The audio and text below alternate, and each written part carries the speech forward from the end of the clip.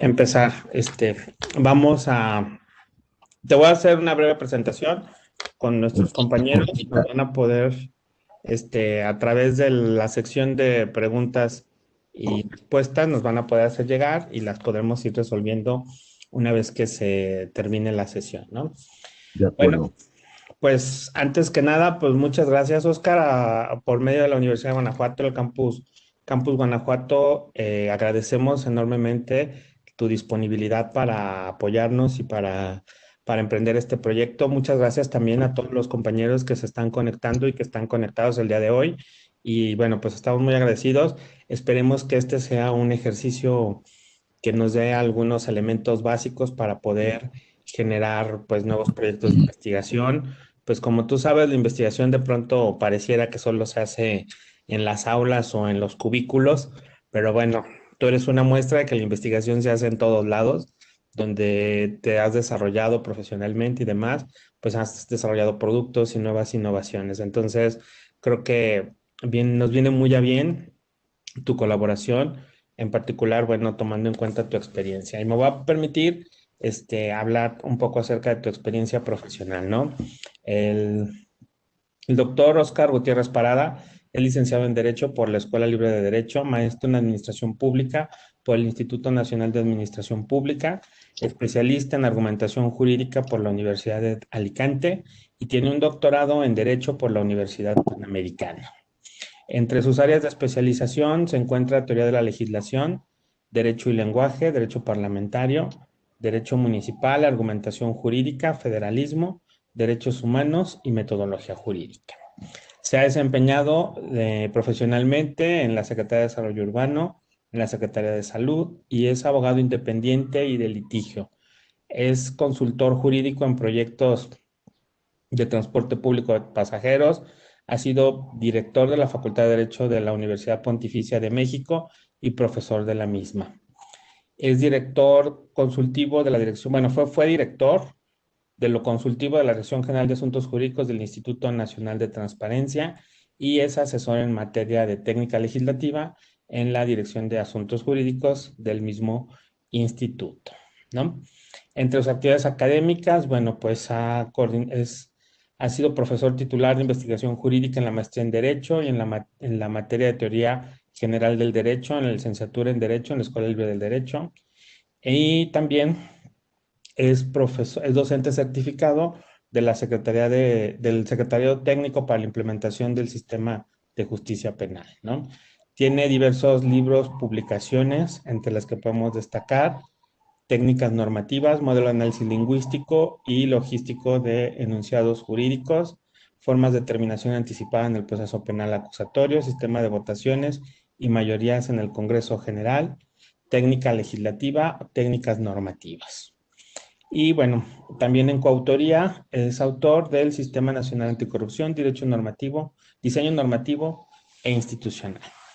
Pues muchas gracias, Oscar, por la oportunidad y pues te dejamos uso de la voz y el pizarrón a tus órdenes. Y muchas gracias, gracias Alejandro. Eh, la verdad es pues, no sé si llamarle privilegio, pero es un privilegio tocar estos temas de la actividad legislativa. ¿Por qué? Me voy a permitir compartir una pizarra, voy poniendo algunas ideas y después algunos PowerPoint para irme explicando. ¿Qué pasa durante nuestra preparación cuando vamos cuando estudiamos la carrera de Derecho?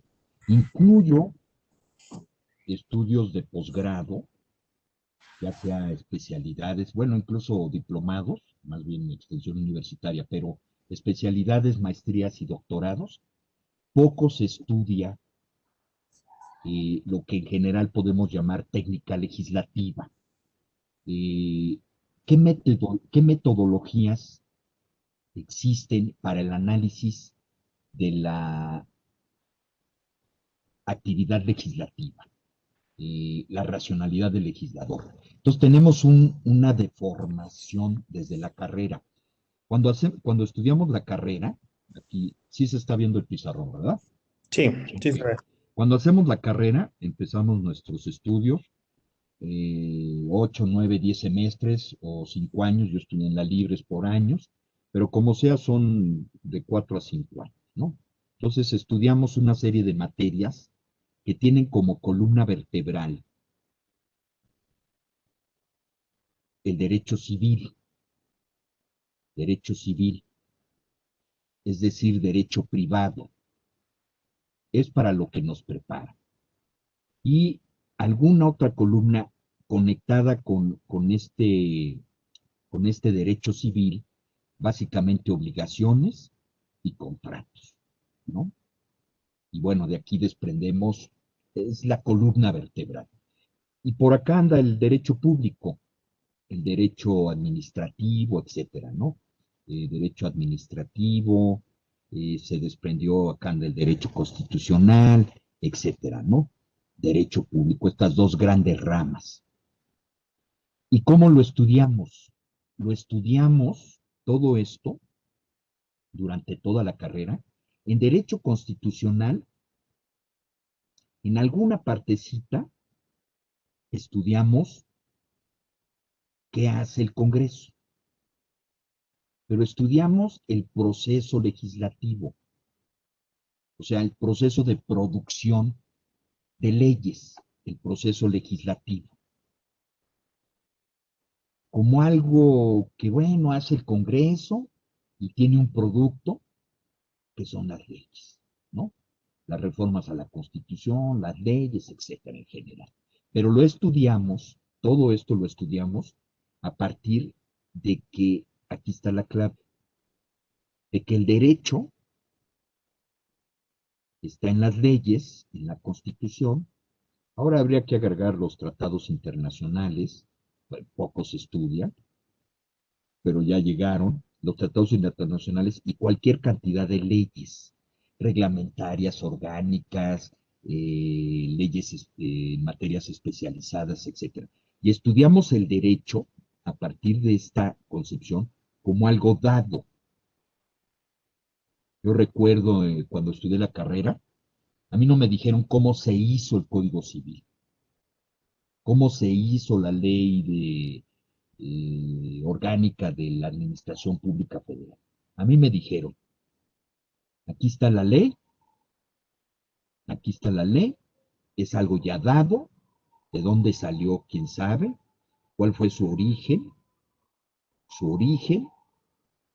quién sabe, ¿no? El origen obviamente anda por acá en el Congreso, una asamblea constituyente, la Constitución, etcétera. Pero no estudiamos esos procesos.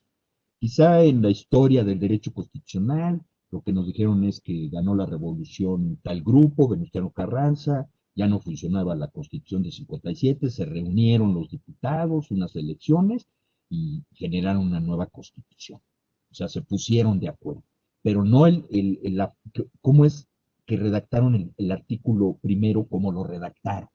¿Por qué el artículo, por qué tiene transitorios una ley o una constitución, etcétera? Entonces, nuestra deformación es que en la carrera, y así nos quedamos en posgrado, incluyo con doctorados y hasta postdoctorados, es algo ya dado. Hay que estudiar algo que ya está ahí y lo tienes que estudiar. Entonces, no miramos hacia este origen. Y este origen, pues tiene que ver con con la autoridad que es dotada de poder normativo, poder legislativo, pero es más incluyente hablar de poder normativo. Ya, va a poder expedir normas,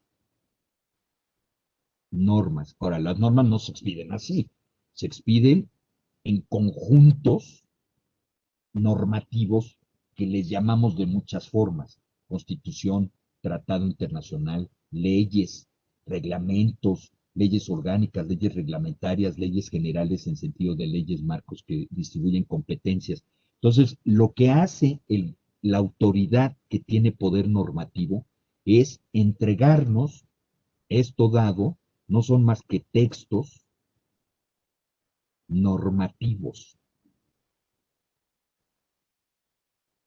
con diferentes niveles, etcétera. Entonces, Esto, aquí lo voy a simplificar, reducir, esta parte no la estudiamos. O sea, a nosotros estudiamos el derecho ya dado.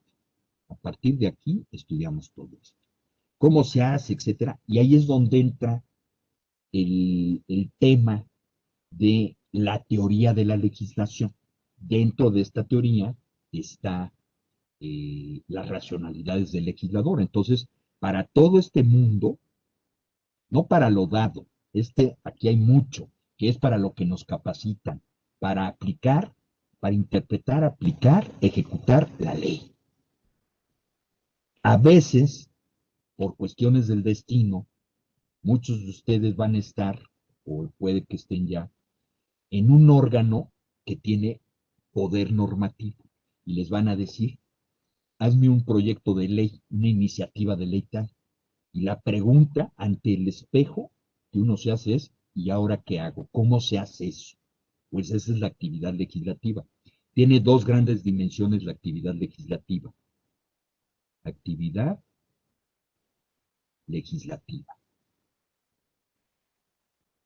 Que yo aquí sugeriría que mejor llamáramos actividad de producción normativa o actividad normativa, que es más incluyente. Bueno, esta actividad tiene dos grandes dimensiones, ahorita lo vamos a ver en otro esquema. Una dimensión de producción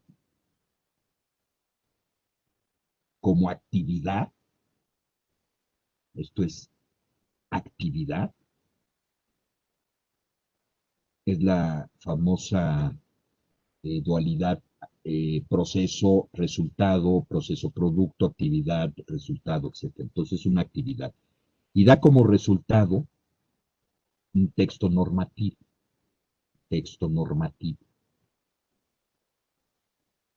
Aquí, digamos, en la producción, en la actividad, que es el proceso de producción, lo que tenemos es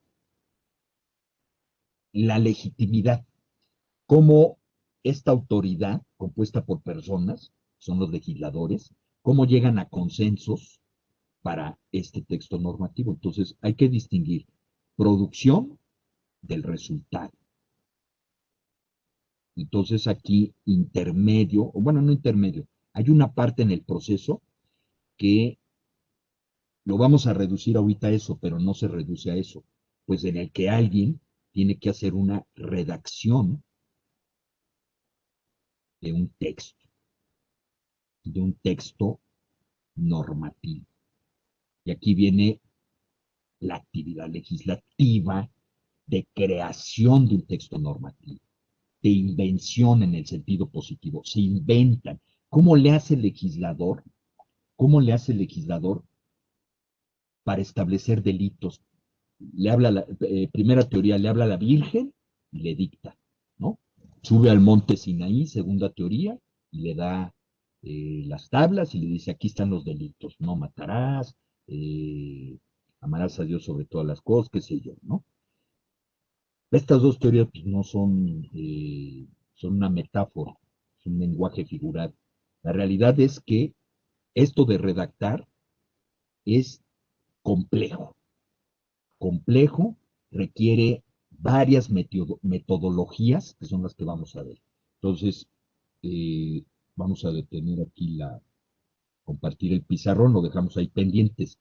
Voy a compartir un cuadro que llevo haciéndolo mucho tiempo. No me aparece, no sé por qué. Déjenme ver. Aquí está,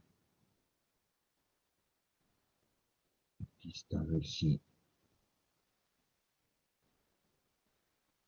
¿por qué no me deja compartir esto? O por lo menos no me aparece. Aquí está ya. Fíjense lo que es importante, metodologías. ¿De dónde van a salir estas metodologías de la actividad legislativa? Hay tres grandes dimensiones y esas dimensiones, aquí, estas dimensiones, tiene tres grandes apartados. A, B y C. Aquí está. ¿Mm? tiene tres grandes apartados y cada dimensión se proyecta en diversos planos, por llamarle de alguna manera. El proceso de producción no es más que las reglas adjetivas del procedimiento legislativo o del proceso legislativo. Se presenta, ¿quién está autorizado para presentar una iniciativa? Este proceso legislativo no presenta mayor problema. Cuando uno entra a trabajar o asesora uno al Congreso, está uno como en alguna comisión, lo primero que uno se aprende son los 7 pasos del proceso legislativo. Iniciativa. La mesa directiva turna comisión. La comisión dictamina. El dictamen se sube al pleno, se aprueba o no se aprueba. Si se aprueba, pasa en congresos unicamerales, pasa al gobernador y este lo publica. Cuando todo es bonito y todo está consensado. En bicameral, pues tienen más vericuetos, artículo 72 de la Constitución Federal, pero ese es el procedimiento. Ahí la metodología, pues, es conocer las fases procedimentales. En donde está realmente el punto importante es en el apartado B y en el apartado C, cómo se elabora un texto normativo y cómo se argumenta para defender la necesidad de que ese texto normativo se introduzca al sistema jurídico. Y aquí empiezan los problemas. ¿De dónde vienen las metodologías? Primer punto, primer plano, nos vamos ya a la B, aquí, a la B, primer plano. Tengo que tener metodologías de método científico en donde se estudia el tratamiento de problemas. Si yo no conozco el problema, voy a legislar mal o incompleto, defectuoso. ¿Existe la ley perfecta? No. Todas son perfectibles, desde la Tratado Internacional, Constitución, leyes, etcétera. Todas son perfectibles, pero sí puede uno tender a hacer mejor las cosas. Entonces, desde ahí empieza el problema. ¿Cuáles son los problemas en materia de género? ¿Qué hay que regular? Ahorita que se está debatiendo la ley federal de la cannabis, de la mota, ¿cuáles eran los temas que hay que regular? Se va a permitir el uso lúdico, pero está junto también el uso medicinal, el uso terapéutico. ¿Qué hay que regular? ¿Qué no hay que regular? El Senado propuso crear un órgano regulador. La Cámara de Diputados ya lo quitó, si no mal recuerdo. Dijo, no, no, no, este órgano no, se lo dejamos a COFEPRIS, que ya existe, y así nos ahorramos presupuesto. Suena bien la razón. Pero ¿cómo se diseñan las facultades, las reglas de competencia de este órgano? Entonces, aquí lo primero, metodología científica. Tengo que conocer en sentido muy amplio el problema social. Entonces, nuestra primer metodología que debemos tener es método científico. ¿Cuál es la sugerencia? Cualquier libro de, de método científico. Yo recomiendo a primer nivel el de Gutiérrez Sainz, Introducción al Método Científico, y ya de ahí hay más bibliografía. De ese librito al libro gurú en esta materia, de investigación científica de Mario Bunge. ¿Quieren ser expertos en metodología? Mario Bunge, editorial Ariel, o Planeta creo que ahora lo edita, que acaba de fallecer hace poco Mario Bunge, en menos de un año. Es un tabique de 1000 páginas, pero es un libro de cabecera. Es un libro que no hay que aprenderse, hay que estar consultando, consultando. El capítulo 4 justamente habla del tratamiento de problemas. ¿Qué es? ¿Cómo es? Tal problema social, problemas de la marihuana. ¿Cuál es el problema? ¿Por qué surge el problema? ¿Para qué queremos regular? ¿Cuándo ocurre? ¿Dónde ocurre? ¿Quiénes son los usuarios? ¿Quiénes son los destinatarios? ¿Qué es la cannabis? ¿Qué efectos produce? Psicotrópico, etcétera. Problema. Segunda metodología. Cuestionarios de checklist sobre pertinencia y oportunidad del cambio normativo. Y esto está vinculado con la argumentación. ¿Se justifica una legislación o es un programa de política pública? En este caso de la marihuana, sí está justificada un cambio normativo en el sistema, porque se va a introducir una ley inédita, nunca se había legislado en materia de uso lúdico de la marihuana, nunca se había legislado. Sí está legislado la prohibición de la marihuana y de otras sustancias, o chochos y todo eso, pero nunca como ahora se está haciendo, va a ser una nueva ley. Entonces, ¿se justifica o no? Hay quien dice que no se justifica, que tiene que seguir prohibido. Bueno, lo único que generamos es fastidiar a personas adictas que no causan mayor mal. Parece ser que la marihuana no provoca gran delincuencia, ¿no? Al contrario, te genera pasividad, tranquilo. El uso lúdico, hay cualquier cantidad de escritores que se echan su churro para escribir. Eso es conocido por todo el mundo. Entonces, aquí tenemos esta metodología de los checklists. Estoy preparando ya para en unos meses mi primer libro de técnicas normativas. Va a salir o con nuevo título, pero rescatando todo lo publicado, porque nada de eso perdió actualidad. Y le estoy agregando uno o dos capítulos, un capítulo sobre checklisten y un capítulo sobre cómo operar una ley de materia concurrente. Entonces ahí van a venir los checklisten, hay un banco de datos de checklisten sobre calidad de las leyes. Ahí tengo una metodología de cómo hacer y cómo evaluar textos normativos. Y obviamente otra metodología es la comparación de derechos, ¿no? ¿Cómo le han hecho en otros países respecto de este tema, ¿no? Eh, ¿Cómo lo han regulado? ¿Por qué en este país, en otro país, se regula muy bien tal materia? Y porque es un país que no es federal, entonces no puedes traer cómo regulan de un país central cierta materia, cierto fenómeno social a un país federal. Si aquí tenemos facultades exclusivas federales, facultades concurrentes, facultades exclusivas estatales, facultades exclusivas municipales, o sea, es mayor el grado de complejidad. ¿Qué vamos a hacer con esta materia? La materia de marihuana derivado de la Ley General de Salud se considera materia exclusiva federal, por eso va a haber una ley federal. Lo de federal sale sobrando, bastaría con llamarle que regula el uso de la marihuana para tales efectos, etcétera. Pero ya le pusieron el calificativo ley federal, porque no es materia coincidente, los estados no van a poder legislar en la materia. Entonces, eso también requiere cierto conocimiento. Y todo este primer plano nos va a dar insumos para justificar el cambio normativo, en este caso introducir una nueva ley. Entonces, método científico, conocimiento de cuestionarios sobre calidad de las leyes, los checklisten. Estos checklisten van desde la pregunta, ¿qué pasa si no pasa nada? ¿Qué pasa si no regulo este problema social? ¿Qué pasa si el legislador de plano no le entra a regular la marihuana para usos lúdicos? ¿Qué va a pasar? Bueno, pues que va a seguir, hay que irse a amparar para obtener mi amparo y ser poseedor, que ya está regulado en la Ley General de Salud, ya hasta cierto gramaje de ciertas sustancias está autorizado, pero hay que irse a inscribir aceptar que uno es adicto, hay que irse a inscribir a la Secretaría de Salud, todo eso no funcionó, tiene ya varios años la reforma, no funcionó. Entonces, conocer muy bien el fenómeno. Metodología, método científico, cuestionarios de checklisten, derecho comparado si se puede hacer, etc. El segundo plano son las directrices que nos van diciendo, nos van orientando cuáles son los criterios para hacer un buen texto normativo, ¿no?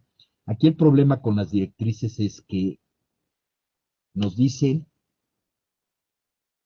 eh, el criterio que hay que observar, pero no nos dicen cómo hay que hacerlo. Por ejemplo, las leyes deben ser claras, las normas deben ser claras, breves y precisas. No, pues está perfecto el criterio, pero ¿cómo se come eso? ¿Cómo se hace? Entonces aquí vienen las metodologías, ¿no? Aquí viene, voy a mover mi cuadro. Aquí vienen las metodologías, que es el tercer plano. Yo le llamo metodologías y técnicas para la elaboración de textos normativos. Teoría de los enunciados jurídicos. Las leyes están hechas de lenguaje natural y redactamos artículos. Las normas no son los artículos, es la interpretación que nosotros hacemos de los textos normativos como conformamos las normas. Hay una teoría que se llama teoría de los enunciados jurídicos, de Manuel Atienza y Juan Ruiz Manero, tipología de los enunciados jurídicos. El libro es de Editorial Ariel, se llama Las piezas del derecho. Y ahí nos damos cuenta que los textos normativos están hechos de más de 20 tipos de enunciados jurídicos, principios, directrices, normas de acción, o reglas de acción, reglas de fin, reglas de competencia, definiciones, reglas constitutivas, etcétera, etcétera, etcétera. Si agregamos a las que tienen operador deóntico, el prohibido, obligatorio, permitido, estos 22 tipos se nos van a 40 y tantos. Entonces, metodología, conocer la teoría de los enunciados jurídicos. No es lo mismo redactar un principio que una regla de acción. Si matas, te vas a la cárcel, norma de acción. A redactar. Toda persona tiene derecho a un ambiente sano.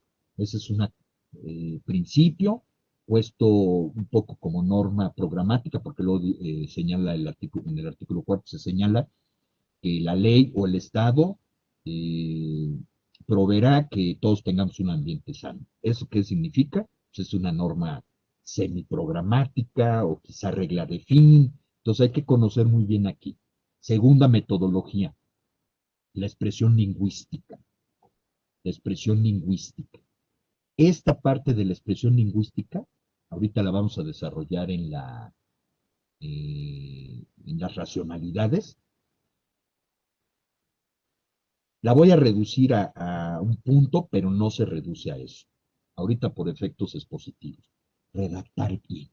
Saber usar ortografía, dónde va un punto, dónde va una coma, dónde va un paréntesis, dónde va un guión, dónde va punto y coma, etc. Gramática, gramática, o sintaxis, semántica, y algo que nadie estudia, la textualidad o composicionalidad. Las leyes son textos y responden a una ordenación y sistematización. ¿Por qué ninguna ley empieza por los transitorios? La ley que viene enseguida entrará en vigor al día siguiente y los transitorios se dejan al final. ¿Por qué todas las leyes al principio tienen este capítulo de normas generales?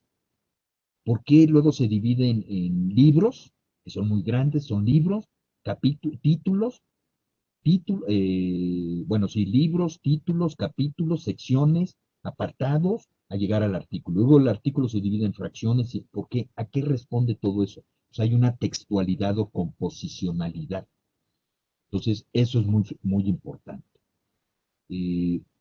Aquí está el principio de la composicionalidad, que es la ordenación y sistematización, que además está vinculada con método científico. ¿De dónde voy a sacar cómo saber ordenar y sistematizar? De método científico.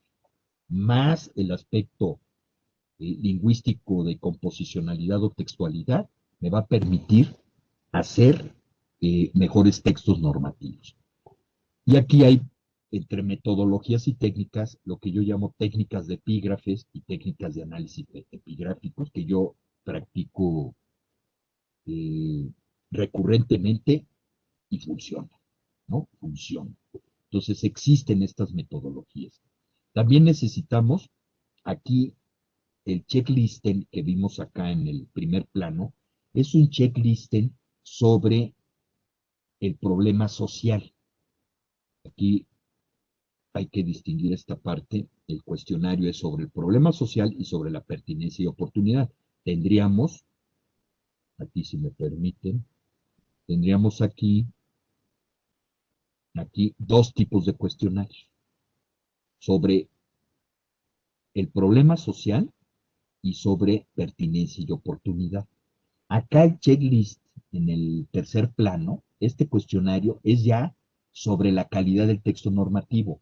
De estas directrices, unas tienen que ver con esto y otras tienen que ver con esto. Lo que yo estoy haciendo en ese nuevo capítulo del libro es diferenciar cuestionario sobre problema social, conocimiento del problema social, cuestionario sobre pertinencia y oportunidad, y cuestionarios sobre la calidad. Cuando ya tengo un proyecto de texto, lo someto a estos criterios. ¿Es claro, breve y conciso este artículo? Sí, no. Este artículo regula 4 cosas. Está mal el artículo, hay que mejorarlo. ¿Ok? Y bueno, todo esto concurre a la validez material y el coco aquí para el legislador es expresarlo en un texto normativo, en un texto. Nada fácil.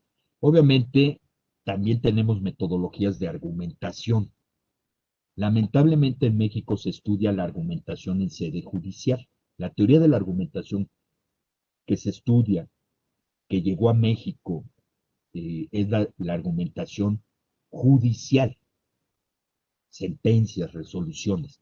Poco se estudia la argumentación parlamentaria o congresional. Entonces, este es el modelo. No necesitamos mucho de procedimiento de producción, esto es relativamente sencillo. Claro, puede haber un texto normativo que regule algún procedimiento de producción. En tal municipio, ayuntamiento, se va a regular el proceso de producción normativa. En ayuntamientos medianos o grandes tienen su regulación específica, entonces sí voy a tener que regular el procedimiento. Pero básicamente para la actividad legislativa tenemos que atender a la elaboración y a la argumentación parlamentaria, que es la que nos va a permitir justificar el cambio normativo en sentido amplio. ¿Ok? Entonces, vamos rápido a ver los esquemas de... Déjenme aquí cerrar este.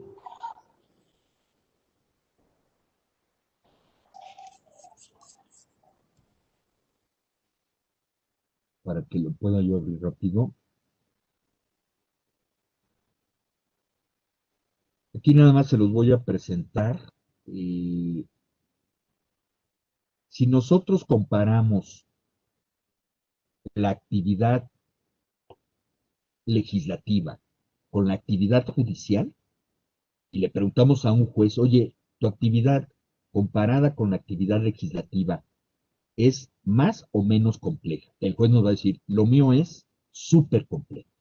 Pensemos en juicios de amparo muy importantes, relevantes. El juicio de amparo en materia de uso de la marihuana la marihuana para uso lúdico fue muy complejo, etcétera, ¿no? Entonces, nos van a decir es súper complejo, pero si le preguntamos a un legislador, oye, tu actividad es más o menos compleja en relación relativo a la que hace un juez, nos va a decir, lo mío es sumamente complejo.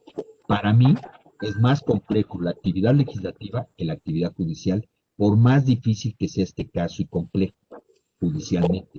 El juez ya tiene el parámetro más o menos dado para resolver en justicia el asunto. El legislador, la gente llega y le dice, hay este problema social, ¿qué hacemos? Necesitamos pandemia, ¿qué hacemos? ¿Les autorizamos a particulares que compren la vacuna o no? ¿Qué acuerdos tiene la Organización Mundial de la Salud con los laboratorios? Todo eso impacta al legislador eh, para hacer una regulación sobre ese tema. Para mí es creativo, inventiva de la labor del legislador, pero lamentablemente constatamos que lo hace mal. ¿Por qué? Porque no tiene esas metodologías para la actividad legislativa, tanto para hacerla como para evaluar. Les voy a compartir aquí el esquema. En este esquema nada más se los voy a presentar para que se den cuenta de la complejidad de la actividad legislativa. El órgano que legisla, que desarrolla actividad legislativa, es un órgano competente porque tiene poder normativo. Y empieza desde conocer los problemas sociales en democracias, pluralismo. Sobre un problema en democracia hay quienes están opinando A y hay quienes están opinando B, hay quien opina C. ¿Qué vamos a hacer? ¿Cómo los vamos a hacer converger en un texto normativo? Obviamente pues, se opera con acuerdo, disenso, etcétera. Posiciones políticas. ¿Recuerdan el caso de los animales en los circos? Sí, los trataban muy mal, pero no todos. Y la regulación no fue nada amigable cuando ya se hizo efectiva, no se pensó en qué se iba a hacer con los animales, en fin, no crean que la evaluación post-legislativa eh, es muy de aplaudir para lo que hizo el legislador porque no hubo un buen análisis del problema. Entonces, tenemos que decidir vía proceso legislativo si vamos a introducir al sistema jurídico normas, ¿no? Pero aquí es más para que se den cuenta de la complejidad, explicar completamente el esquema. Finalmente, pues, la actividad legislativa está permeada por 5 racionalidades. El legislador, en ese proceso de elaboración de textos normativos, pasa por 5 racionalidades, las voy a exponer todas juntas y qué metodologías necesitamos para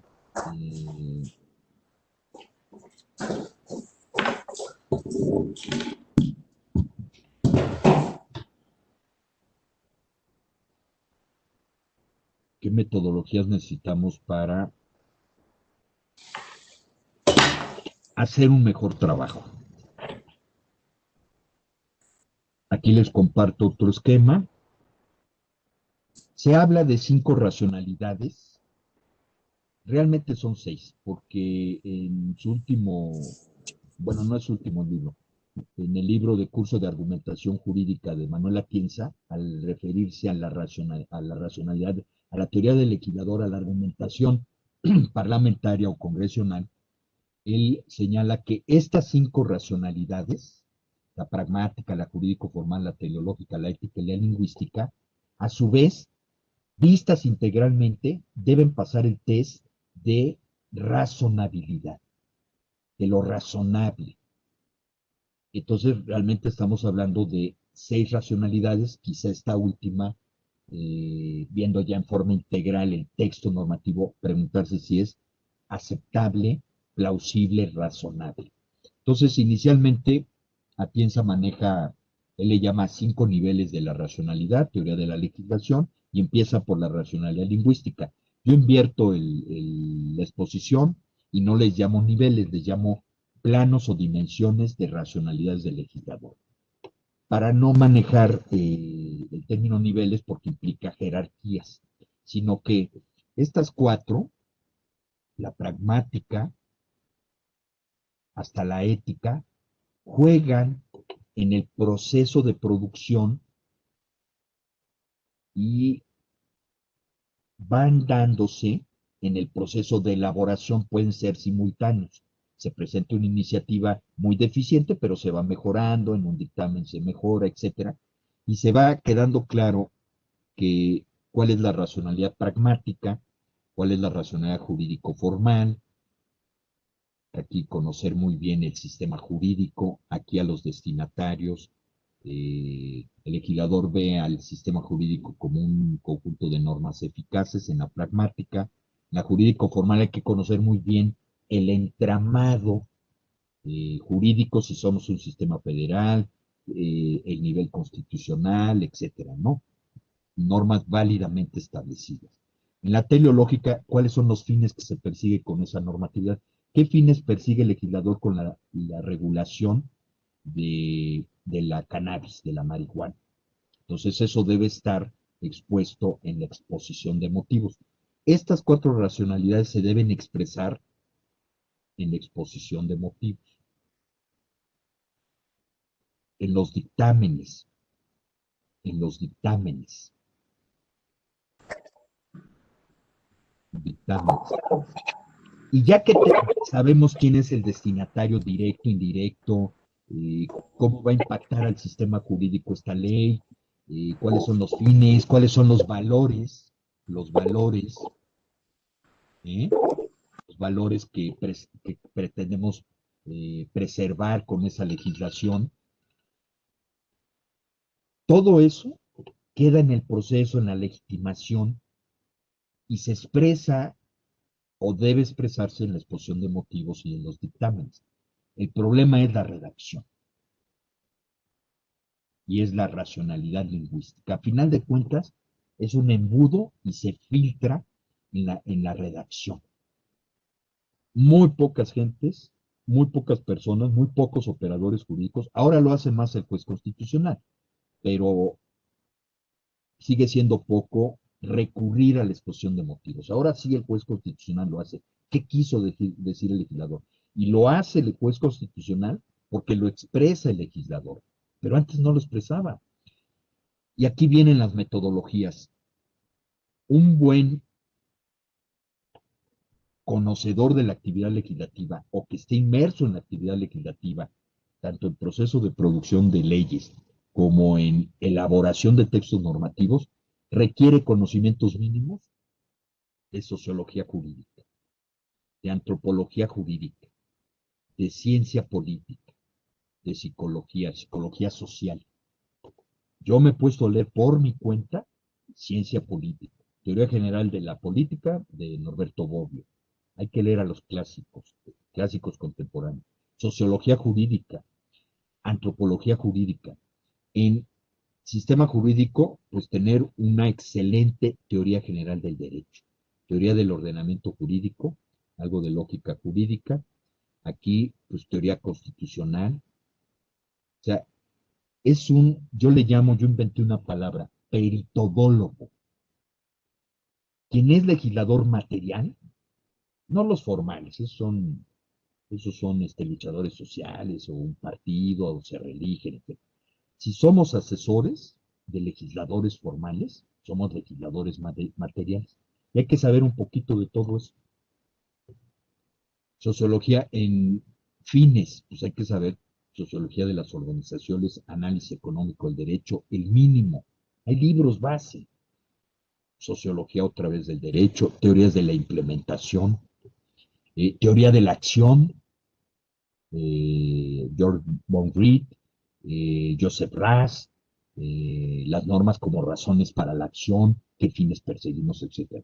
Y en ética, pues, introducción a la ética, qué es la ética, qué es la moral, por qué se diferencian, etc. Entonces hay que estudiar algo de filosofía moral. Hay que leer crítica metafísica de la costumbre de Kant, ya se me olvidó cómo se llama. Hay que leerlo, no es tan complejo, es denso, pero no es tan complejo, hay que leerlo. ¿De dónde viene esto de la autonomía de las personas que tanto tiene que ver con los derechos humanos? ¿Cuántos sistemas éticos hay? El naturalismo, positivismo, ¿cómo impactan a estas teorías del derecho, a concepciones del derecho? Está basado en concepciones éticas. ¿Qué es el discurso moral? Hay que leer a Carlos Santiago Niño. ¿Qué son los valores? Pues hay toda una teoría de los valores. Y en lingüística, ahí sí estamos reprobados de ortografía. Hay que estudiar eh, ortografía, gramática, sintaxis, semántica, textualidad o composicionalidad. Método científico. Aquí están las metodologías para los contenidos, para la ordenación y sistematización del texto normativo, etcétera, ¿no? El tema, el tema de la actividad legislativa en otras latitudes da lugar a estudios de maestría. No me acuerdo si es en la Universidad de Dos Ríos, en Argentina, o en la de Buenos Aires, no creo que es en la de Dos Ríos. Hay una maestría para estudiar producción de cuerpos normativos, o sea, técnica legislativa. Es maestría. Como les decía al principio, ¿cómo nos enseñan la licenciatura? Aquí está el código, apréndete. ¿De dónde salió el código? Todo el proceso de codificación no hubiera sido posible sin los avances lingüísticos de la escuela de Port Royal. ¿Mm? Así de simple. No hubiera sido posible sin cierta ordenación y sistematización que ya se traía desde el digesto, las cistitis, etcétera, pero eso se ordenó y sistematizó. Es increíble que desde 1804, pues, bueno, se fueron expidiendo los 5 códigos napoleónicos, principalmente el código civil, pero fueron 5.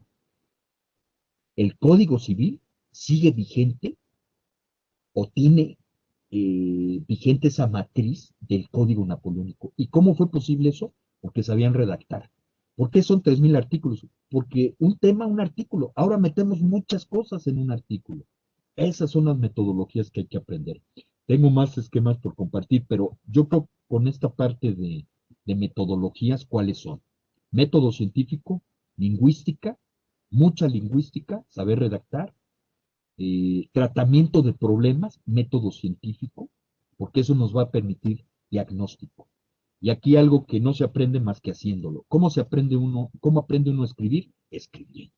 Yo mis primeros proyectos, puros panchos hacía yo, hasta que fui mejorando, fui mejorando. La práctica hace al maestro. Estas técnicas, estas metodologías se van mejorando poco a poco, poco a poco, poco a poco, pero sí hay que ponerse a estudiar, a lingüística, metodología, mucha lógica, lógica clásica, proposicional. Las proposiciones no son más que un enunciado descriptivo y mucha lógica deóntica, entenderle a la lógica deóntica.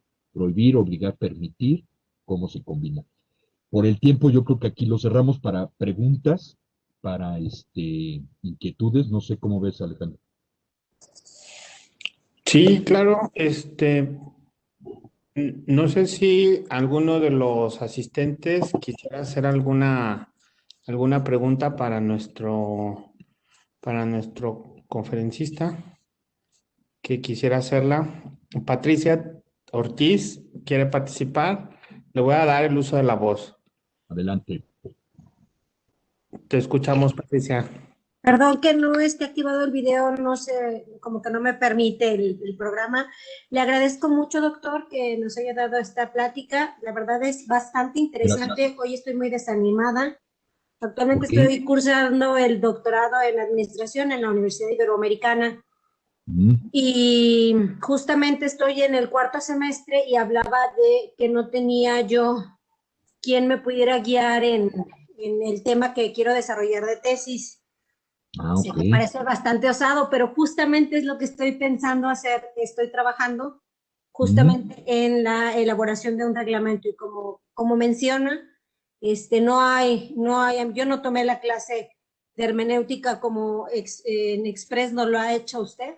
Yo no la tomé así, y me pareció bastante interesante. Entonces, más que una participación, quisiera pedirle, por favor, nos dejara sus datos claro para que sí. poder contactarlo, a ver si fuera posible que usted me guiara en lo que yo necesito. Parece que el día de hoy me lo mandaron Qué para, bueno, para qué bueno. realizar el enfoque que yo tengo. No hay más que agradecerle y felicitarle. Qué didáctica fue la plática. Me pareció Gracias. bastante explícita, bastante sencilla de entender, con lo complejo del tema, sobre todo. Entonces, Claro. pues Sí, muchísimas no, gracias y por favor, muchas gracias. Sí, con mucho gusto. Tiene mis datos Alejandro. Yo ahorita les dicto mi correo. Eh, Conoce Alejandro mi primer libro, se llama Técnicas Normativas. Está en internet gratis, lo pueden bajar de internet. Googlen técnicas normativas, y les va a aparecer una página de la Cámara de Diputados Federal y lo bajan en PDF gratis.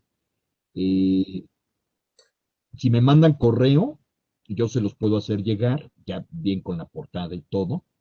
Eh, y ese era el que les comentaba que vamos a sacar o segunda edición o de plano un nuevo libro, incluyendo checklisten y metodología de cómo operar localmente una materia concurrente. Me estoy basando en la ley, en la materia de datos personales en posesión de autoridades. Ya tengo el caso desarrollado. Eh, bueno, ahorita les pongo mi correo y todo. Pero adelante, muchas gracias y será una experiencia poderla auxiliar y todo. Yo dirijo tesis de maestría, alguna que otra de doctorado también ayudo, y adelante, ¿no? Sí, por allá voy, doctor. Esa sería toda mi intención. Muchísimas Ok. gracias, doctor. Sí, gracias.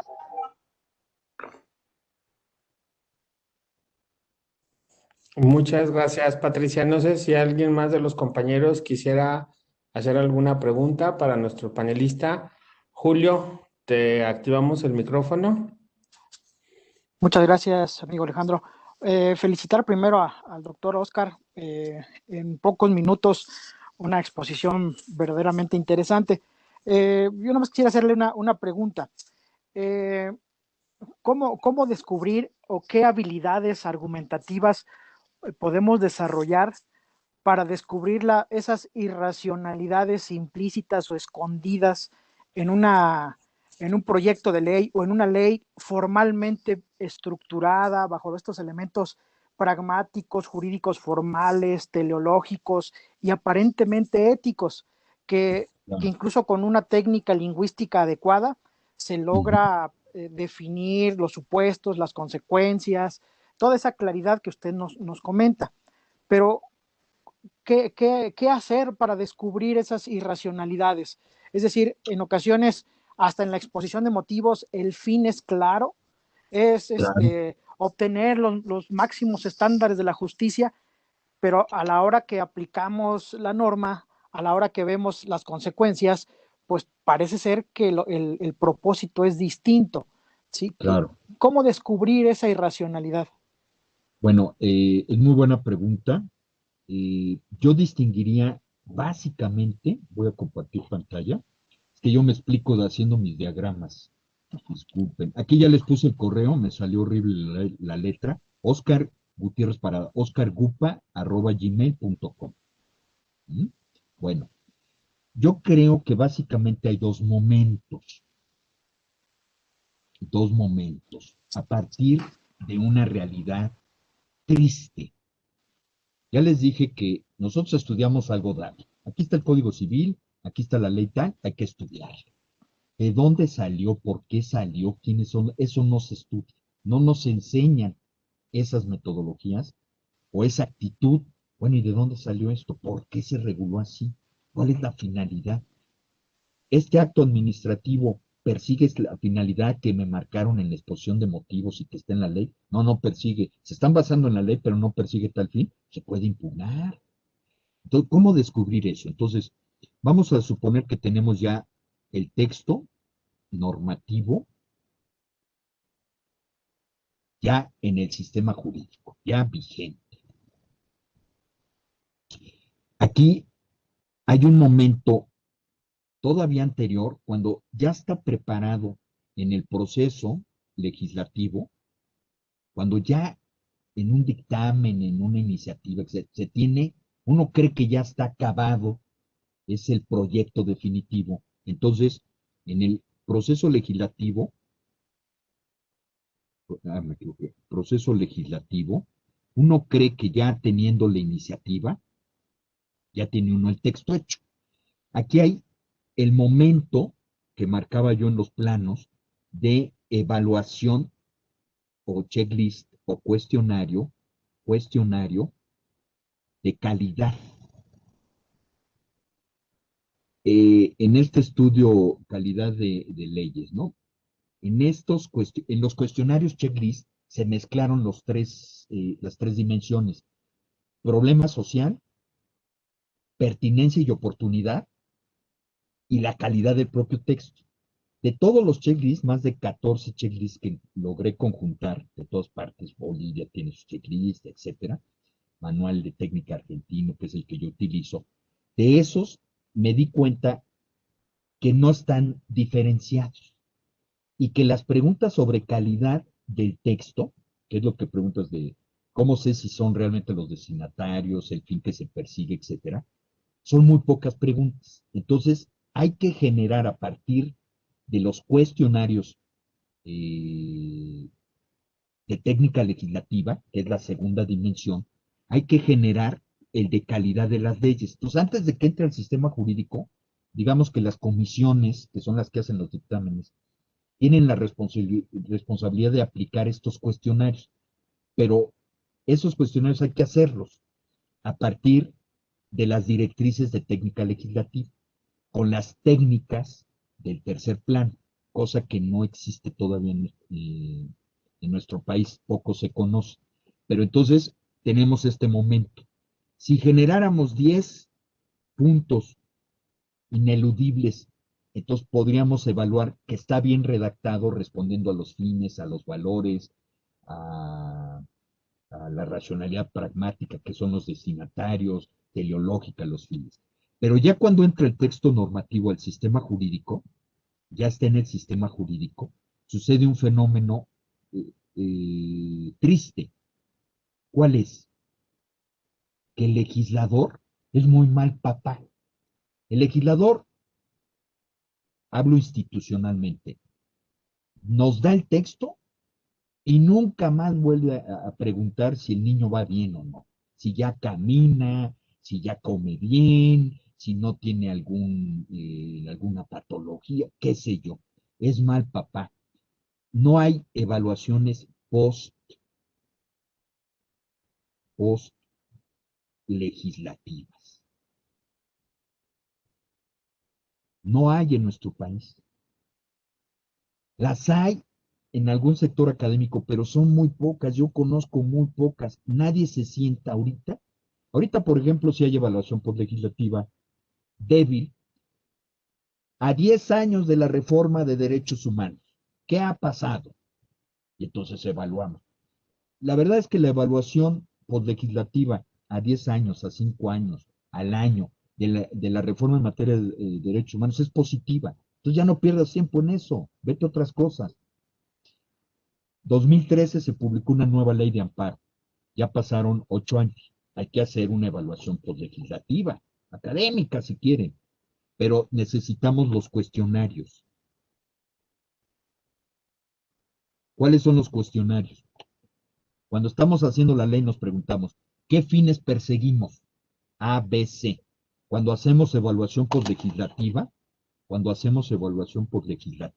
¿qué nos preguntamos? Los fines que me dijiste que íbamos a alcanzar son estos, y a proteger tales valores, que son estos. A 10 años, a 8 años, alcanzamos esos fines y protegemos estos valores, y entonces hay que armar los cuestionarios y decir si todo es graduable, sí, parcialmente, no, y entonces viene la evaluación postlegislativa. Y entonces esto nos permite revisar el texto vigente y decir, no sirvió, sí sirvió. Reforma agraria, ley agraria. Nos prometieron que el campo se iba a capitalizar, que la desigualdad. Ya pasaron muchos años. Yo solo conozco un estudio de evaluación postlegislativa a los 10 años, Guillermo Cepeda Lepona, de la Universidad de Guadalajara, Autónoma de Guadalajara, no sé cuál de esas, y hace una evaluación y nos dice, las promesas incumplidas. Es como el libro de Norberto Bobbio, El futuro de la democracia, las promesas incumplidas de la democracia. Nos dijiste que con la democracia no iba a haber toma de decisiones ocultas. Y los gobernantes en democracia nos ocultan cómo tomaron sus decisiones. Bueno, pues hay técnicas, metodologías para que rindan cuentas, para transparencia, etcétera, etcétera. Pasa un poco, es la analogía similar. Hay que hacer evaluaciones postlegislativas, pero basadas en cuestionarios. ¿De dónde vamos a sacar los cuestionarios? De las mismas racionalidades. Me dijiste que el destinatario era tal y resulta que el subsidio beneficia al distribuidor, no al campesino. Él sigue vendiendo a bajo precio y el ganón es el que comercializa el producto. Entonces algo está fallando ahí. Ahorita lo vamos a ver con la industria eléctrica. ¿Qué va a pasar? Pues el juez, ya un juez de distrito dictó una suspensión erga omnes, basándose en el parámetro de la anterior resolución de hace unos meses, donde el plan de la Secretaría, creo que de la Secretaría de Energía, o no sé de quién, hacían lo que ahora están haciendo en la ley de la industria eléctrica. la van a declarar inconstitucional en tanto no se modifique la Constitución, porque el monopolio a favor de CFE es ilegítimo, es inconstitucional. Entonces sí existen los cuestionarios. No sé si más o menos respondí la pregunta, pero sí existen las técnicas, ¿ok? Sí, sí, muchas gracias, doctor. Quedó muy claro. Gracias. Ok, muchas gracias. Gracias. A continuación tenemos una pregunta de Sergio Sandoval. Sergio, te cedemos el uso de la voz.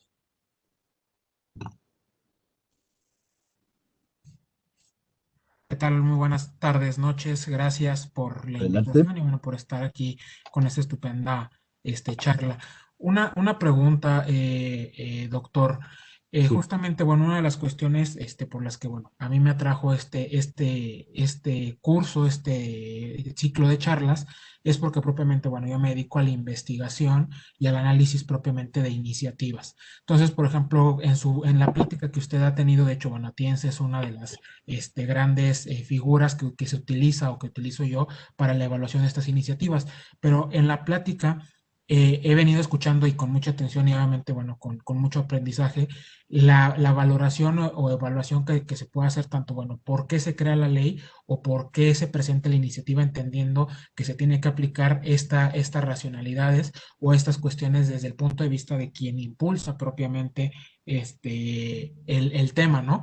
Pero y obviamente usted habla también del punto de vista de cuando ya existe la ley y cómo se puede materializar o hacer una valoración o analizar o estudiar si la efectividad de la ley que se publicó es correcta. Pero ¿qué pasa cuando nos toca estar del otro lado? Cuando nosotros no somos ni el iniciante, ni tampoco nos toca jugar con la chamba de evaluar este sentido de la ley o la eficacia de la ley, ¿no? ¿Cómo podemos realmente evaluar? Digo, si es que existe alguna bibliografía, si es que existe alguna metodología, o si simplemente aplicamos Atienza para evaluar las iniciativas que presentan quien sea, ¿no? Desde un grupo parlamentario, un diputado, un congreso o propiamente hasta una cámara completa, ¿no? Entonces, ¿hay alguna metodología, hay algún sistema, hay algunos libros que nos puedan orientar en ese sentido? Gracias. Sí, mira, muy buena pregunta, y desde la perspectiva de la investigación, la metodología, etcétera. Lo que te puedo decir, en mi experiencia, estoy hablando, yo empecé en estos temas entre 97 y 2000, y empecé en estos temas, yo litigaba, yo llevaba 17, 18 años litigando, yo era feliz litigante, fue aburriendo el litigio y me fui metiendo a esto. Y todo mundo en 97 perdió la mayoría en la Cámara de Diputados el PRI, y entonces todo el mundo se puso a estudiar el Congreso, el proceso legislativo, el Congreso, pero nadie o muy pocos se fueron a estudiar cómo se hace una ley. Ahora que ya es protagonista político, que ahora sí todo el mundo le hace caso, bueno, el resultado nos impacta a todos. Entonces yo dije, no, yo no voy a estudiar derecho parlamentario, o sea, proceso legislativo, me voy a poner a estudiar cómo se hacen leyes. Y empecé, como tú lo estás planteando, no había nada. Lo único que había era el librito de Manuel Atienza, Contribución a una teoría de la legislación, el librito completo, no el artículo que todo el mundo cita. Saluda, saluda, dile sola. Hola. Ándale, vete con mamá. Sí, no puedes pasar, porque estoy invitando. Entonces, Pero estás en clase, ¿verdad? sí, no estoy en clase. ¿Con él solo? Estoy en clase ya. ¿Solo con él? No, están todos. Pásate con mamá. Pero no los veo. No se ve. Bueno, perdón, pero así es esto de home office. Así es. Entonces, a estudiar contribución a una teoría de la legislación. Y me encontré que es la parte teórica. Las racionalidades, yo me las aprendí, las conozco muy bien y todo. Pero no están desarrolladas las metodologías ni técnicas. Si retomas el cuadro de las dimensiones y planos, vas a ver que en el tercer plano están las técnicas, técnica de epígrafes, técnica de análisis epigráfico, que son las que nos sirven para evaluar. Falta mucho por hacer. Yo tengo un libro en proceso legislativo, las variables procedimentales, proceso legislativo, artículo 72 de la Constitución Federal, ahí está mi librito. Y es el de técnicas normativas, que es la primera parte. Apenas hice uno de alotropía lingüística, que no se ha comercializado mucho, pero cómo manejar los operadores deónticos. Y de ahí no hay más que cuestionarios de checklist, el cuestionario azul, muy famoso, así ponen en internet cuestionario azul de la República Federal Alemana, son cerca de 90 preguntas que te sirven para evaluar, pero abusado porque están mezcladas. Problema social, pertinencia y oportunidad y calidad del texto. Hay una pregunta que dice, ¿el tamaño que tiene el texto normativo es el adecuado? ¿Cómo vamos a saber? ¿Cuántos artículos debe tener una constitución? Varía mucho. Constitución, creo que la constitución más grande en artículos es la de la India. Nosotros somos los campeones en reformas constitucionales. A nivel mundial no nos gana nadie. Pero falta desarrollar esas metodologías y técnicas. Te recomiendo mucho mi libro de técnicas normativas. No hay parangón en ese libro. La verdad, ya tantos años, exitosísimo. Trato de desarrollar metodologías o las desarrollo, las he aplicado y funciona bien. Técnicas normativas, Cámara de Diputados y lo bajas. El esquema teórico de Atienza es muy bueno, pero no nos da ni metodologías ni técnicas. No baja Atienza, no baja. Entonces, de ahí la necesidad de desarrollar estas metodologías y técnicas.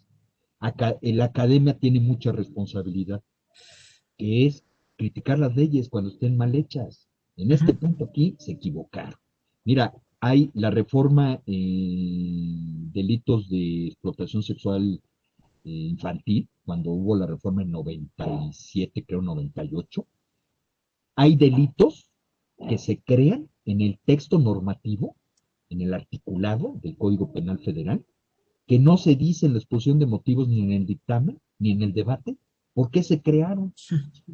¿Quién sabe qué pasó ahí? Ahí hay que criticar la exposición de motivos y decirlo, hacer redes, está Redipal, las universidades, y decirlo al legislador, decirle, ¿cómo creaste este delito? Y no me dices cuáles son los fines y los valores que pretendes preservar con este delito. No entendí qué pasa. Hay que decírselo. Lo malo también, el otro hecho, ¿cuál es? Que el legislador dura 3 años. Los únicos que duran 6 años son los senadores. Pero nada más 6 años.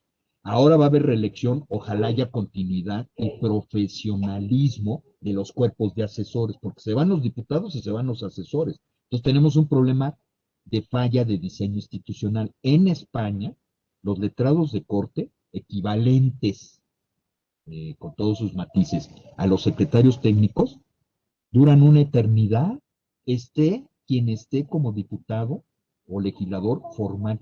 Tenemos un problema de diseño institucional. Cada 3 años cambia el director del Instituto de Investigaciones Legislativas de los Congresos. No hay una carrera parlamentaria. Fracasó en el Senado, ha fracasado en Cámara de Diputados. No conozco la situación en los estados, pero creo que hay mucha movilidad y eso no permite continuidad, ¿no? Pero bueno, espero más o menos haber respondido. Sí, muchas gracias. Aquí les comparto el libro. Lo conoce muy bien Alejandro. Técnicas normativas. Tiene un subtítulo muy largo, pero bájenlo de internet. Esperemos que en unos 3, 4 meses esté ya el nuevo libro. Ya haremos la alarma correspondiente, ya le avisaré yo a Alejandro. Igual se llama, el libro va a retomar, esta segunda edición o nuevo libro, va a retomar todo este libro, que ya existe, bájenlo de internet, pero voy a agregar esos 2 capítulos, los cuestionarios y la metodología de cómo operar una ley general, porque no es nada sencillo eso de las materias concurrentes, que tengo otro libro sobre el sistema federal de Porrúa, pero en fin, falta mucho bordar en metodologías y técnicas. Tristemente, yo acudí a varias instituciones de educación superior, universidades, a mi propia alma mater, y les propuse, seamos los líderes en esta materia. ¿Hacer leyes? ¿Para qué? Vamos a crear, a formar operadores jurídicos que defiendan casos, que sepan qué es el juicio de amparo. Pero oye, hay un nicho de mercado, aparte de ser un nicho de mercado, hay una necesidad institucional, social, de hacer buenas leyes. Enseñémosles a hacer buenas leyes. Hace también no mucho, en Oaxaca, di un curso de argumentación congresional y metí el tema de cómo hacer leyes y todo. Y dos de mis alumnos nada más me miraban como diciendo, qué locura es esto.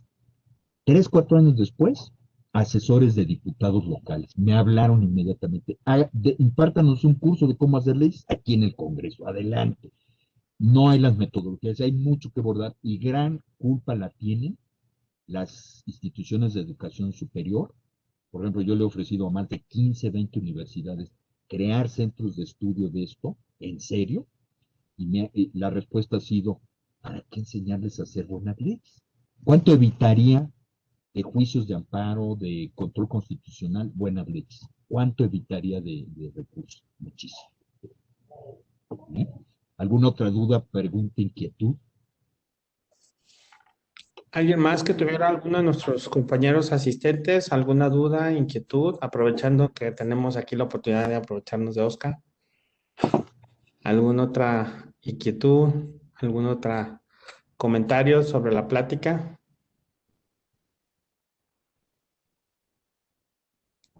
Bueno, en este sentido, bueno, yo también quiero comentar, ¿no? A mí me tocó conocer a Oscar necesariamente gracias a Redipal, a este libro que menciona. Los dos éramos integrantes de Redipal y Oscar hizo la rifa de varios libros en la red de investigadores parlamentarios y yo fui uno de los afortunados por ese libro. Y a partir de ahí, pues tuvimos la oportunidad de invitarlo a que nos diera un curso aquí a Guanajuato. En ese entonces yo trabajaba en la Coordinación General Jurídica y bueno, pues a partir de ahí ya hemos coincidido en varios temas y bueno, como lo menciona, pues es un libro que sobre todo tiene esta parte, ¿no? Yo había conocido la teoría de la contribución, más bien la contribución a la teoría de la legislación de Atienza, pero se quedaba muy en el plano teórico, muy teorético, y a partir de los casos, porque aparte el libro del que nos habla Oscar, habla de casos prácticos, en cómo él ha bajado, cómo hizo el análisis reales, o sea, entonces Uno eso, sí me lo inventé, pero los demás reales. y eso es precisamente lo que lo hacía interesante y para nosotros como investigadores parlamentarios, como lo señalaba Sergio hace unos momentos, pues eso era lo interesante, ¿no? En cómo bajar, en cómo hacer que esta teoría se pudiera materializar. Y bueno, a partir de ahí fue por lo que conocimos y tuvimos la oportunidad de generar esta participación, ¿no? Tenemos otra pregunta de Silvia Mónica. Silvia, te cedemos el uso de los micrófonos, por favor. Déjame ver dónde. Perdona, espérame, todavía no ubico.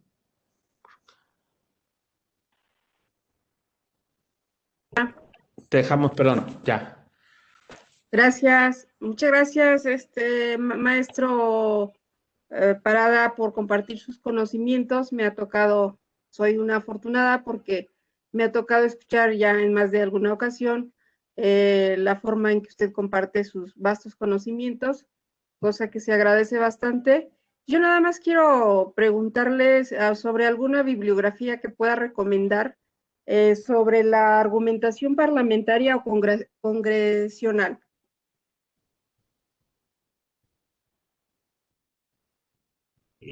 Lo poco que nos ha dicho Manuel Atienza tiene un artículo sobre argumentación y legislación, pero retoma sus racionalidades. Y lo que conozco, y tengo una muy buena biblioteca en argumentación parlamentaria, en técnica legislativa, todos, salvo uno o dos, o bueno, más bien mi caso, todos repiten las racionalidades de Atienza, del artículo, porque es un artículo de un librito que son 5 capítulos. Ese de las racionalidades es el capítulo 2 de Contribución a una teoría de la legislación. Todos repiten la racionalidad. Y entonces la bibliografía es muy pobre, muy endeble. Eso me orilló en esos planos que yo les ponía, me orilló a mí. Bueno, pues está muy bien lo del procedimiento de producción, no tiene problema, teoría constitucional, proceso legislativo, no tiene, hay que mejorar mucho los procedimientos, hacerlos más ágiles. En la parte de redacción, fui armando esa dimensión de elaboración en esos planos que yo les llamo planos, hasta llegar a las técnicas y metodologías, y me encontré, sé, muy poco. No es que no conozca, es que no hay. No hay. Hay por ahí un libro de jurídicas que coordinó Susana Talía Pedrosa y Carbonell. Es muy teórico. O sea, esa parte teórica estamos vastos, sobre todo por las aportaciones de Atienza. Pero lo poco que hay otro librito, déjenme aquí, lo tengo.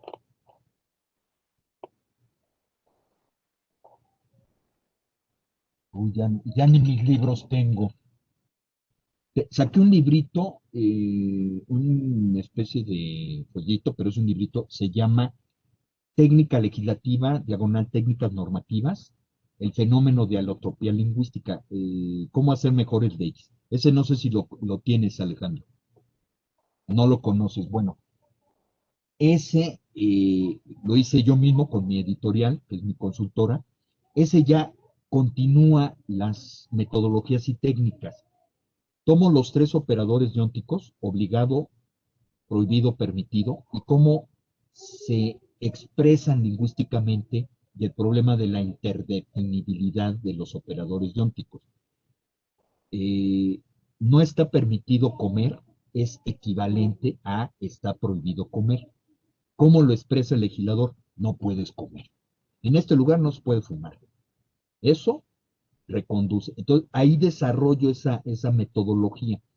Si gustan, me pueden mandar correo y veríamos la forma más accesible de yo hacerles llegar el libro. Lo que pasa es que el libro vale 150 pesos y nos sale más caro el envío.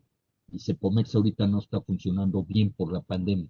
Pero nos podríamos coordinar con Alejandro, y si yo mando 10, 15 libritos, entonces ya el costo de envío se nos abarata a todos y es muy bueno. Ahorita no sé por qué no lo tengo aquí a la mano, pero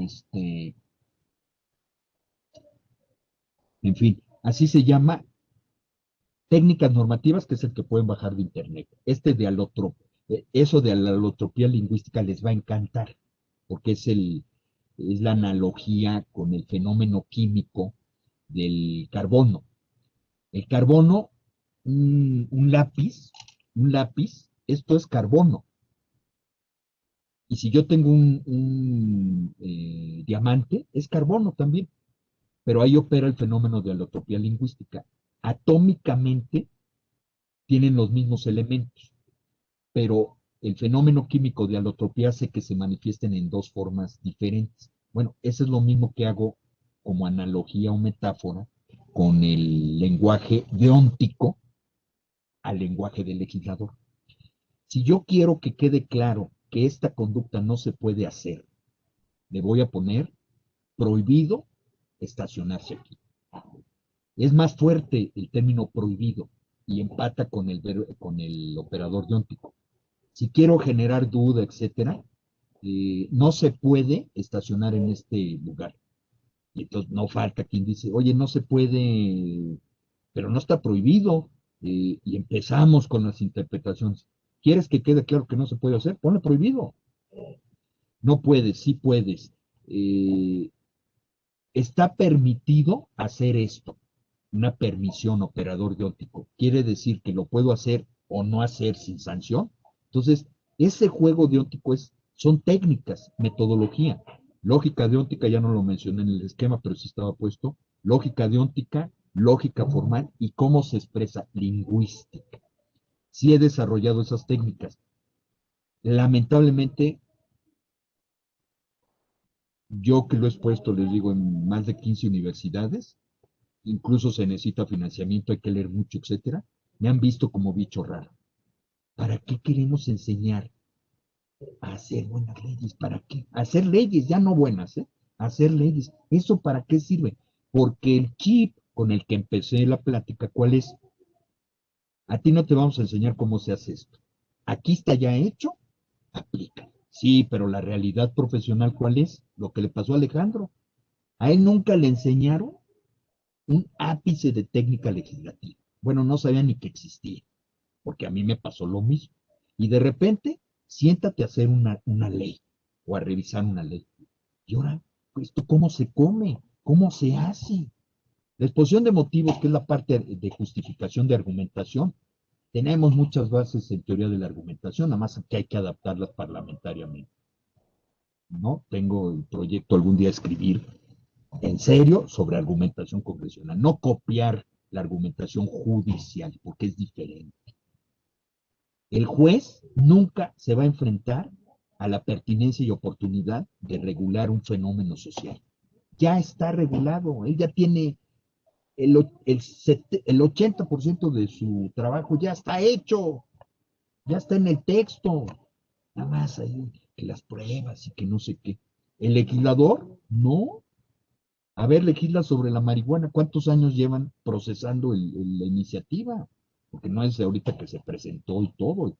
Desde la sentencia de la Corte, en diálogo jurisprudencial, le avisa a la Corte al legislador, ya no puede seguir prohibiendo el uso de la marihuana para uso lúdico. Ya quita esa prohibición. Hay mucha gente por 30 gramos que portaban están en la cárcel. O bueno, 30 gramos son dos churritos, dos churros y medio. Pero si te agarran con 100 gramos, 5 años de cárcel. Absurdo, si el señor pues es para escribir, no sé, lúdico, recreativo. Entonces, necesitamos desarrollar muchas técnicas. No hay respuesta de las instituciones de educación superior. Es un tema extraño, extraño. Y eso desde la academia lo tenemos que combatir. Lo que deja hasta ahora, esto deja mucho porque somos muy pocos. O sea, también hay eso, ¿no? Mucha gente se vende como especialistas. No digo de dónde, los conozco, repiten las racionalidades del legislador. Este cuadro de las dimensiones lo fui haciendo durante 8 o 10 años. Planos. Nos quieren enseñar técnica legislativa, proceso legislativo. Eso no es técnica legislativa. Técnica legislativa, técnicas normativas, es cómo elaborarlo y cómo justificarlo. Ya que lo tengo hecho, que se vaya al proceso legislativo. Se facilita el proceso legislativo con un buen texto. ¿Por cuáles son los pleitos en el proceso legislativo? Que no se entienden los textos. No, aquí nos quieren meter bolos del otro partido. Pues es que está mal redactado. Si todos coinciden en la finalidad, en los valores, el problema está en la redacción. ¿Mm? Ya no les platico del mundo de los transitorios. No. Es otro mundo. Hablábamos hace rato, Alejandro y yo, de la justicia transicional. Hay una sentencia de la Corte, no digo el ministro, porque anda muy exministro, porque anda muy activo. Régimen transicional. No, régimen transitorio, no es transicional. Existe la sentencia. El que no me crea, que me mande un correo y se la mando, y ahí va a darse cuenta quién fue el ministro ponente. Un desconocimiento de los jueces de técnica legislativa. Y es más atento el legislador a cómo le va corrigiendo la plana el juez constitucional que el juez constitucional. El juez constitucional se la pasa regañando al legislador. Esto está mal, inválido. Esto está mal. No es el mismo peso en el trabajo. Eso hay que entenderlo y pelearlo y hacerlo ver. A ver, juez constitucional, ahora te voy a sentar como legislador. Haz la ley federal de la cannabis. No va a dar una, no va a dar una, porque son dimensiones diferentes y así es la argumentación, etc. Bueno, me estoy apasionando, pero así es. Gracias por la pregunta. Muchas gracias, Oscar. También tenemos una participación del licenciado Ángel Arellano. Te dejamos el uso a la voz, Ángel. Muchas gracias, maestro Samarripa. También agradecer al doctor Oscar su ponencia respecto a este tema tan importante. Y considero que efectivamente es muy importante que las universidades, pero yo creo que desde la primaria y kinder, nos pudieran dar clases, maestros debidamente preparados, que nos sepan primero a saber escuchar, dos, que nos enseñen a aprender a escribir y a redactar y a expresarnos verbalmente, porque como usted lo vivió como litigante, un servidor también es litigante y nos damos cuenta que hoy en nuestro país, a través de la política que estamos viviendo, creo que todavía no tocamos fondo y vamos más allá a un abismo con estos legisladores que están proponiendo o los candidatos que están proponiendo en esas elecciones y que van a estar en los congresos. Va a ser muy lamentable lo que vamos a estar viviendo y ojalá que todo esto pudiera cambiar en las escuelas. Creo yo que no me va a tocar verlo en mi existencia, pero ojalá que las nuevas generaciones que estén interesadas en poder hacer de este país algo mejor puedan implementar desde la parte educativa la obligatoriedad de que los maestros sean maestros pero bien preparados, que nos Claro. enseñen a descubrir, a estudiar, a analizar, a proponer y a ser buenos profesionistas y sobre todo en la parte parlamentaria, que tengamos buenos legisladores en esos cargos. Esperemos que en un futuro pues se pueda llegar a lograr esto, porque lamentablemente salimos de la universidad y salimos para aprender durante 15 años más, vienen reformas y cambian totalmente todo para volver a aprender y volver a adaptarnos a un sistema. Tenemos legislaciones como el Código de Comercio, el Código Civil, que al final de cuentas son sujetas a interpretación, tanto de jueces como de justiciables, y vienen reformas como la reforma laboral, la reforma en materia penal, y otra vez es una adaptación, y otra vez a interpretaciones subjetivas que sin embargo lo que generan son altos costos, como usted lo mencionó en el tema del amparo, los juicios de amparo, más tribunales, más problemas, pero quizás haya un trasfondo que no alcanzamos a comprender. Esa es mi participación y muchas gracias, doctor. No, muchas gracias por los comentarios, sí, muy importantes. Hay otro gran responsable, aparte en esta perspectiva de enseñar de las universidades, esa responsabilidad. Hay otro gran responsable, que son los partidos políticos. Ah, querámoslo o no, esto de candidatos independientes, pues es así como el sueño guajiro, poquitos, contados con los dedos de una mano, pero los partidos políticos deberían generar cuerpos de asesores permanentes, y en los congresos hacer las carreras de servicio parlamentario en serio. Un poco medio cuajó en el Senado, pero falta mucho por hacer. La verdad es que cada 6 años, recuerdo cuando llegó en aquel entonces Beltrones, ya tenían la inamovilidad relativa, etcétera, los liquidaron, y quedaron muy pocos, y eso porque tenían contactos con algún partido, con el mismo PRI, etcétera. Pero no se respeta la carrera parlamentaria. En la Cámara de Diputados hace muy difícil. Eso es a nivel federal, imagínense a nivel local. Ahí deberíamos conocer el modelo de los letrados de corte en España y hacer algo aquí similar, pero el compromiso sería de los partidos que lo respeten. Imagínense una persona técnica con experiencia de 10, 15 años. Eso es un beneficio para el legislador, pues parece que no leyeron El Príncipe. El consejo número 1 que le da el príncipe a Maquiavelo al príncipe es: el mejor príncipe es el que tiene los mejores asesores. Tú, príncipe, dedícate pan y circo y adorarles la píldora, etcétera. Pero atrás, los mejores asesores. No, es que estaba por el partido X, por el partido Y. Si que creamos técnicos, profesionales técnicos, pues, ¿a mí qué? ¿Sabe hacer las cosas? Que me diga. Los invito, ya por tarea voluntaria, a que chequen dictámenes de letrados de corte.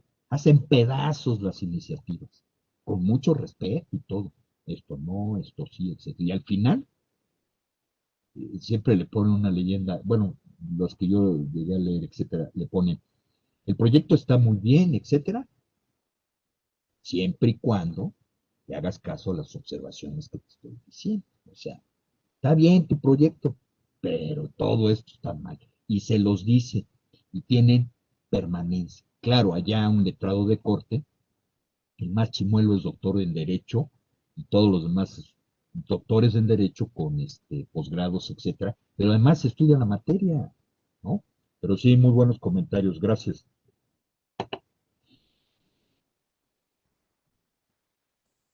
Ok, si ya no tenemos más comentarios, ¿algo que quieras cerrar, Oscar, antes de despedirnos?